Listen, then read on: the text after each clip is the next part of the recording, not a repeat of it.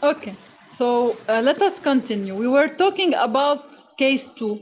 Okay, so what we have here, as we said, first, it's for the first step, it's like the first problem. So the we have a total solar incident flux on the upper atmosphere. Now we have a flux that will be transmitted, okay, and we have a flux that will be reflected. Now the transmitted flux will be absorbed by the earth, okay, so it's transmitted by the atmosphere and absorbed by the earth. Then you have the earth will radiate a certain flux back, okay, but now what is different from the previous case is that the radiated back flux of the earth will be blocked by the atmosphere. So here you have a certain block because it's in the infrared region. Okay, you have a certain block. So we will assume that we have a complete block here. We assume the extreme case. We have a complete block. Okay, and in real case, it's not a complete block, as you know, that's a portion because uh, it depends on the percentage of greenhouse gases that you have. Okay, higher is the proportion of these gases, higher will be the blocking effect. But now we are assuming 100% blocking effect. Okay, to see what will happen. So this is the extreme other case. Okay, now the atmosphere will absorb this flux. Okay, and then it will radiated back to the earth. So now the earth will absorb a new flux. So in total, my earth is absorbing two fluxes. So for my earth, it will absorb a first flux coming from the sun, and it will absorb a second flux coming from the atmosphere. And for this reason, the temperature of my surface will be higher, and we will see by how much. Okay, and after that my earth will radiate back as a flux. Okay, now each part of my system is in steady state, so everything that is entering, the flux entering is equal to the flux coming out. Okay, now what I want to find is the temperature of my earth. So to be able to find the temperature of my earth, I should also find the temperature of my atmosphere. Why?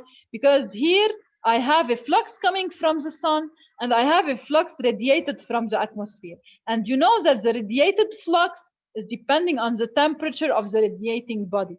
So since the atmosphere is radiating now, I should find what is the temperature of my atmosphere. Okay, so as a first step, I want to calculate. So first,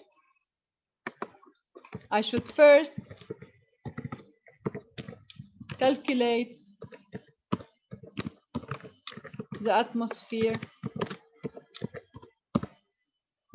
temperature. Okay, this is why I should look at my atmosphere. As I said, what will affect the temperature is not a transmitted flux. A transmitted flux will not affect the temperature. What will affect the temperature is the absorbed and radiated flux. Okay? Now, my atmosphere is only absorbing which flux? It's only absorbing the flux radiated back by the earth, and it's only radiating the flux that will go back to the earth. Okay, this is why when I consider the atmosphere in steady state condition, I will say that the q dot absorbed by the atmosphere, okay, is equal to a q dot that is radiated by the atmosphere. So it's the same analogy I did in the first case. Okay, now what is the proportion that is absorbed? As I told you, the distance between the atmosphere and the earth, okay, is very small compared to the radius of the earth.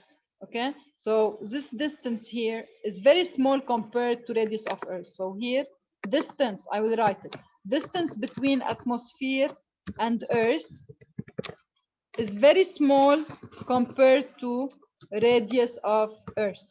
This is why when doing the analysis, they considered that the area that is absorbing the flux or emitting, okay, they consider no, it's equal to the radius of the Earth.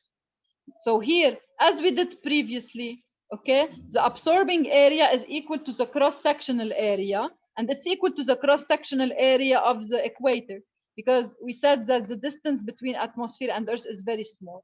This is why the absorbed flux is like in the previous case. It's 1 minus A, so it's 100% minus 30%, which is 70%. So 0.7 times the solar intensity. Okay, so let us write it here. It's 0.7 times the solar intensity times the absorbing area, which, as we said, is equal to the cross-sectional area at the equator level. So times pi radius of the Earth square. So until now, nothing has changed. It's the same formula as before, equal to Q dot radiation. And here also it's the same formula. It's epsilon, and we assume it's a black body of the epsilon of atmosphere. It's equal to 1 since we consider it as a black body. Times also, what is the emitting radiating area? It's 4 pi. So it's 4 pi because it's like a sphere. Okay, so it's 4 pi times radius of the Earth square.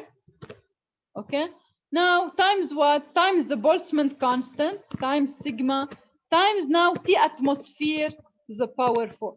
So it's exactly the same expression we did before. So of course we will obtain the same temperature, but now it's not the Earth temperature, it's the atmosphere temperature.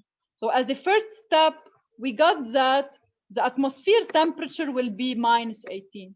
But we will see that because the atmosphere is radiating back to the Earth now, the temperature of the Earth will be much higher than minus 18 degrees. So once we got the temperature of the atmosphere, now we can do the analysis of what is happening at the level of the Earth. Okay? Now, what we will do, let us clear everything. Now I want to consider what is happening at the Earth level. So I should see what is absorbed and what is radiated. Okay?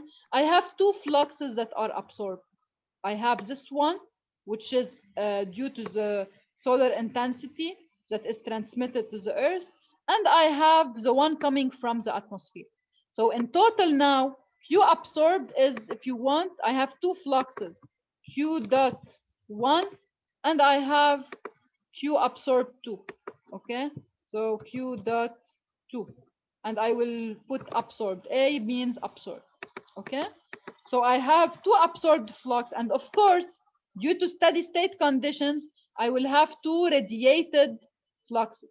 Okay, so I have here, and both are by radiation. Okay, of course. So Q radiated 1 dot Q dot radiation 1 and Q dot radiation 2. So in total, these two represent one flux since I have one temperature for the surface. Okay, so I will sum them into one term. Okay, so if you want, these two will give me the total radiated flux. These two will give me Q radiated total. So I will call it Q dot R, which is the radiated flux. Okay, it is radiated at T off at the temperature of the Earth.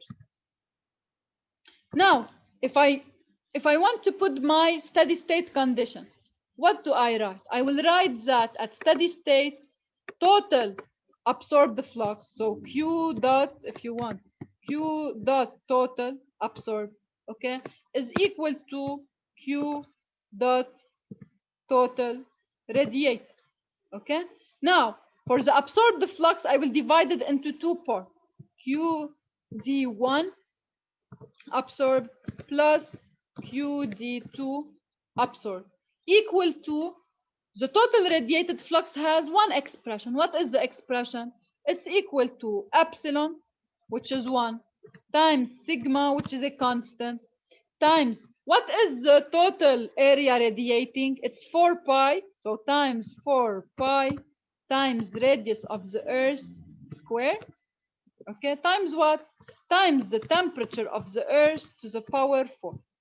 So for this term, for the radiated flux, I don't know T Earth, and I want to find it. Now, what about the absorbed flux? As we said, the absorbed flux, I have two sources. The first source is the flux that is transmitted directly and is equal to 0.7 S, which is the solar intensity, times the area of absorption, and the area of absorption is pi times radius of the Earth square. Okay? Now plus the second flux of absorption is due to what? It's equal to the flux emitted by the emitted by the atmosphere back to the Earth. The flux emitted by the atmosphere back to the Earth is a radiation flux, and is calculated by what? It's equal to 4 pi times radius of Earth. We said that it's nearly equal to radius of Earth because the distance between atmosphere and radius of Earth is negligible. But if you want to be very accurate, it's equal to 4 pi r Earth plus the distance separating the surface of the Earth and the atmosphere. But it is negligible, okay? So 4 pi Re square, this is the emitting area, times epsilon atmosphere, which is 1, times sigma, times temperature of the atmosphere, of course, to the power. So times T atmosphere to the power 4. And now, in this expression, your only unknown is what? Is the temperature of the Earth. So if you replace all your constants by their values, and you solve for temperature of the Earth, you will get that the temperature of the Earth now is equal to 303 Kelvin, which is 30 degrees. And a temperature of 30 degrees at Earth's surface is very high. Okay, you know that when we say 30 degrees in air, okay, but 30 degrees at the surface, it's very large. This is why we say that we should avoid greenhouses effect. We should reduce global warming, because if you have a high proportion radiated back from the atmosphere, you will reach very high surface temperatures, okay, and they will have harmful effects on the on climate change, on the life on Earth, etc. Okay, any question on this problem?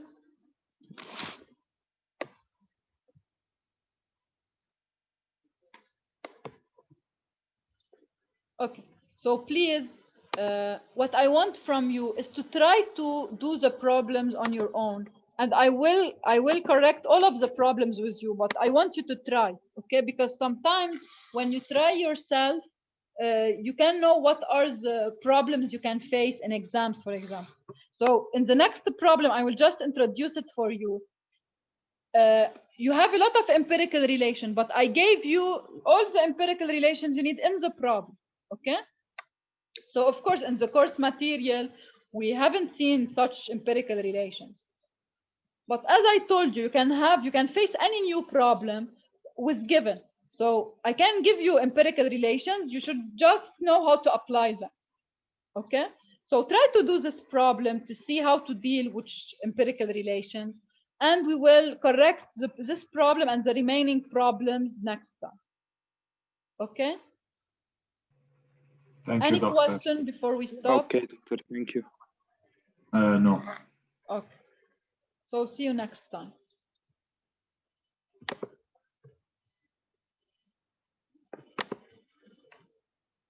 Thank you. Welcome. Bye-bye. Bye-bye.